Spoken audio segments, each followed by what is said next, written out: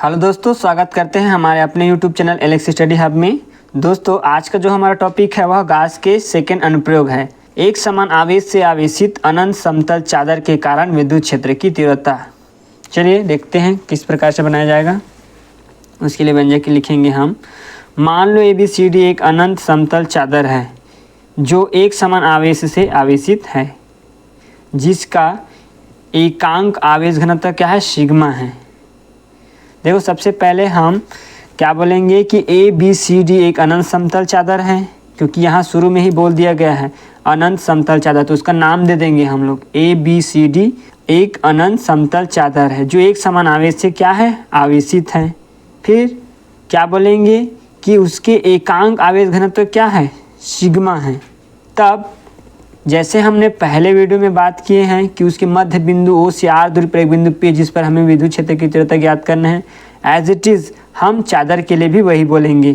क्या बोलेंगे कि माना चादर के मध्य बिंदु O से R दूरी पर एक बिंदु P है जिस पर हमें विद्युत क्षेत्र की तीव्रता ज्ञात करनी है।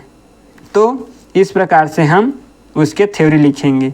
अब इसी थ्योरी के आधार पर हम चित्र बनाएंगे, यार हम ऐसे भी कह सकते हैं कि अगर चित्र बनाओगे तो आप थ्योरी भी आसानी से लिख सकते हो। देखो, यही है ABCD एक चादर है जो एक समान आवेश से आवेशित है, प्लस आवेश से हम उसको क्या कर दिए हैं, आवेशित कर दिए हैं। तो उसी के मध्य बिंदु O से R दूरी पर एक बिंदु क्या है, एक बिंदु हम लोग का क्या है, P है, जिस पर हमें विद्युत क्षेत्र की तीव्रता ज्ञात करनी है। फिर बोलेंगे कि इसी चादर के दूसरी ओर एक बिंदु क्या है, P डैश है। क्यों करेंगे ऐसे, क्योंकि चादर के अभिलंबवत होने के कारण उसके दाईं ओर जब हम P लेंगे तो उसके बाईं ओर भी हम P डैश लेंगे।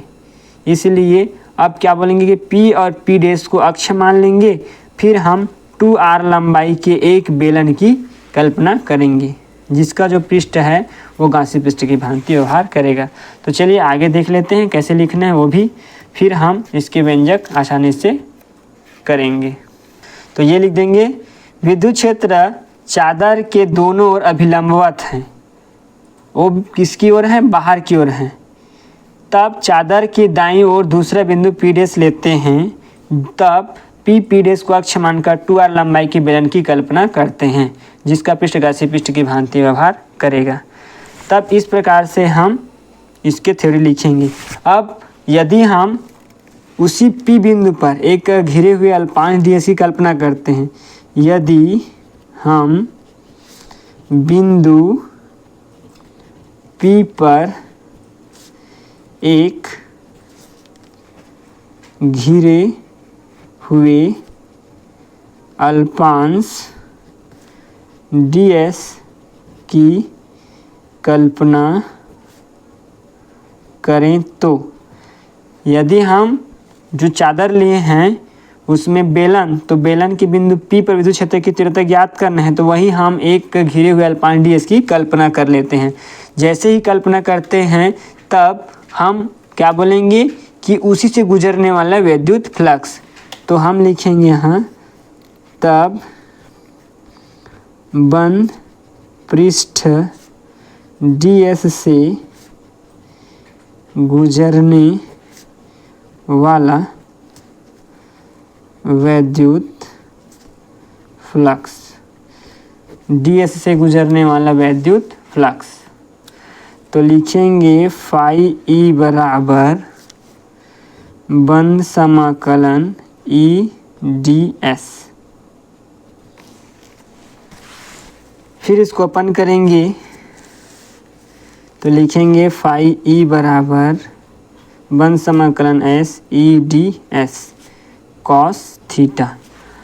चूँकि बेलन जो है विद्युत क्षेत्र के समानांतर है, क्योंकि ये डायग्राम में हम देख सकते हैं यहाँ विद्युत क्षेत्र के क्या है, समानांतर है ds, अतः उससे गुजरने वाला विद्युत फ्लक्स का मान क्या होगा, शून्य होगा।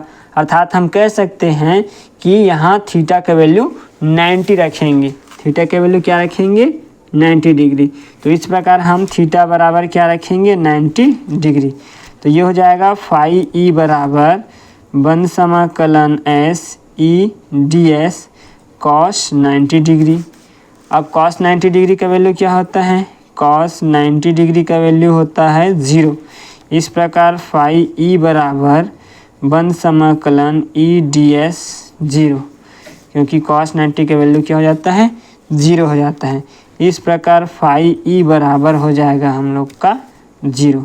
कह सकते हैं कि S2 जो है, यानी कि जैसे अगर हम गोले को 3 भाग में बांट रहे हैं तो उसके जो वक्र पृष्ठ रहेगा S2, उसके वक्र पृष्ठ S2 जो रहेगा वह विद्युत क्षेत्र के समानांतर है, इसीलिए उससे गुजरने वाला विद्युत फ्लक्स का वैल्यू क्या हो जाता है 0 हो जाएगा।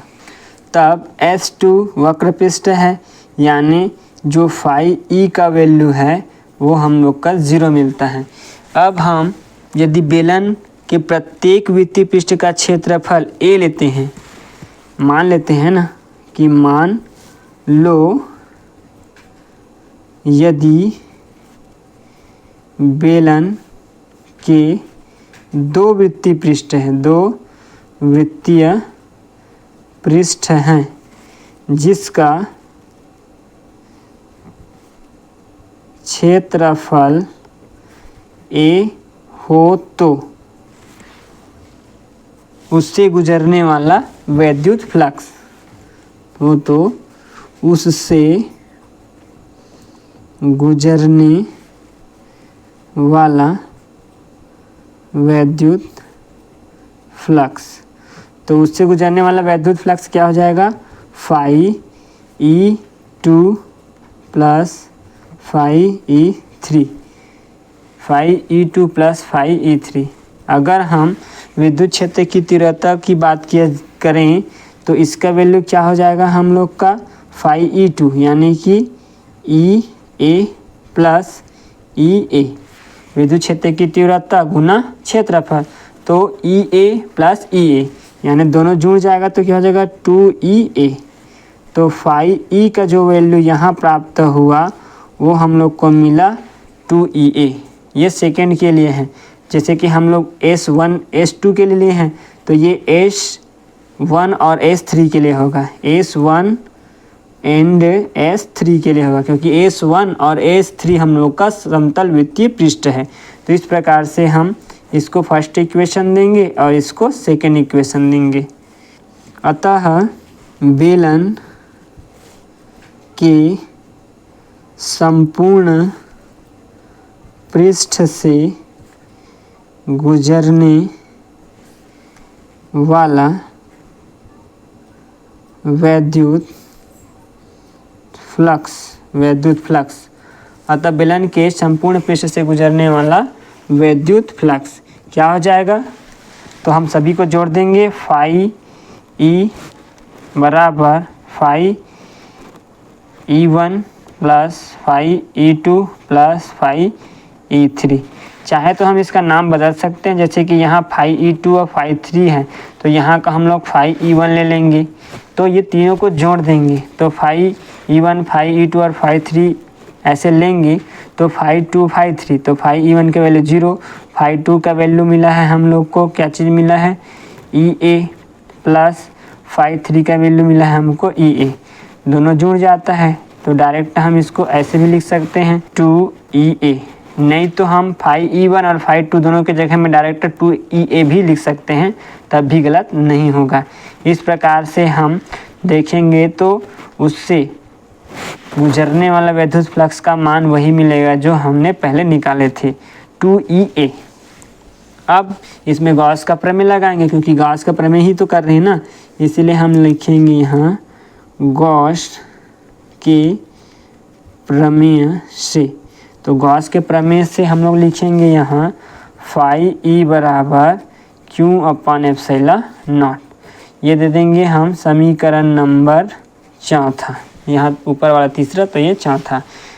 अब हम फर्स्ट जो ये 3 इक्वेशन है और ये 4, तो इनसे हम कंपेयर करेंगे, तुलना करेंगे फिर हम उसकी वैल्यू को कैसे रखेंगे देखते हैं।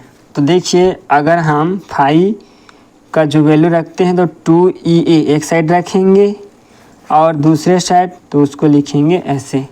तो हम यहाँ से अगर E का मान ज्ञात करेंगे तो ये Q हो जाएगा और अपान में रहेगा हम लोग का 2 एप्सिलॉन नॉट A।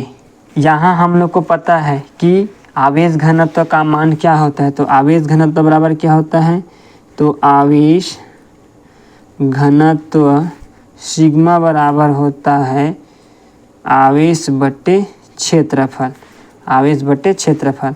तो हमें यदि आवेश का वैल्यू चाहिए तो हम आवेश घनत्व के साथ क्षेत्रफल का गुना कर देंगे, और जैसे गुना करेंगे तो हमें क्यू का वैल्यू मिल जाएगा सिग्मा ए। इसी सिग्मा को वहाँ हम पुट कर देंगे, तो sigma A upon 2 epsilon not a. तो ये आपस में ए कैंसिल, तो बचा ई बराबर सिग्मा अपान 2 एप्सिलॉन नॉट। ये हम लोग का व्यंजक मिलेगा। यदि परावैद्युतांक माध्यम के लेते हैं तो हम डायरेक्ट ऐसे भी लिख सकते हैं, यदि परावैद्युत माध्यम के हो तो व्यंजक इस प्रकार से लिख सकते हैं, ई बराबर सिग्मा 2 एप्सिलॉन नॉट के। तो इस प्रकार से हम इसका व्यंजक लिख सकते हैं। यही जो है एक अनंत समतल चादर के कारण विद्युत क्षेत्र की तीव्रता हेतु व्यंजक है।